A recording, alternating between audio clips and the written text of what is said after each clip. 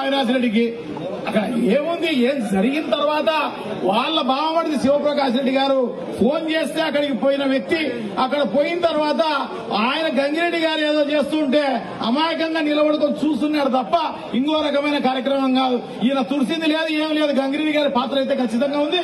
ఖచ్చితంగా గంగిరెడ్డి గారు చేసినారు కాబట్టి అప్పుడు తెలియదు.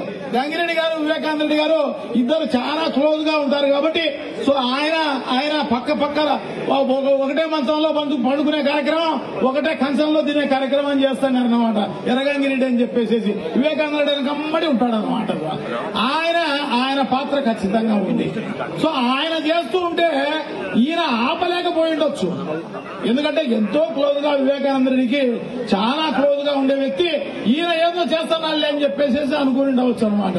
సో అమాయకంగా ఆయన నిలబడుకొని పాపం ఈ విషయం ప్రజలందరికీ తెలియజేసే కార్యక్రమం అవినాష్ రెడ్డికి అక్కడ ఏముంది, ఏం జరిగిన తర్వాత వాళ్ళ బావమడిది శివప్రకాష్ రెడ్డి గారు ఫోన్ చేస్తే అక్కడికి పోయిన వ్యక్తి, అక్కడ పోయిన తర్వాత ఆయన గంగిరెడ్డి గారు ఏదో చేస్తుంటే అమాయకంగా నిలబడుకొని చూస్తున్నాడు తప్ప ఇంకో రకమైన కార్యక్రమం కాదు. ఈయన తుడిసింది లేదు, ఏం లేదు. గంగిరెడ్డి గారి పాత్ర అయితే ఖచ్చితంగా ఉంది.